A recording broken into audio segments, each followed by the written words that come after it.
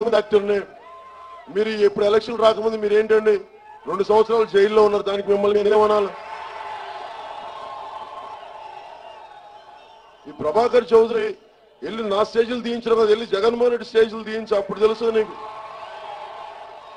అక్కడ ధైర్యం ఉండదు. మళ్ళీ మా వాళ్ళు కొత్త వాళ్ళనా, కొత్త తరమనా, కొత్త తరం తాట ఒలిచి చేసి చూపిస్తాను. జాగ్రత్త ప్రభాకర్ చౌదరి, పిచ్చి పిచ్చిగా చేయకు.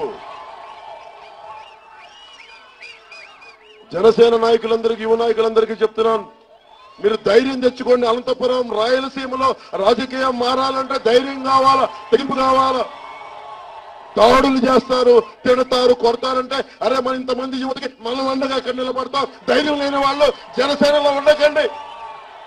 దంపు ఉండాలి, తెగింపు ఉండాలి, ధైర్యం ఉండాలి. ఒక సామాజిక మార్పు రావాలంటే భయపడితే జనసేనకి నాయకులు అవసరం లేదు. ధైర్యంగా ఉన్నవాడే జనసేన నాయకుడు. ఎవరైనా సరే స్టెప్ తీశారు, ఆపండి.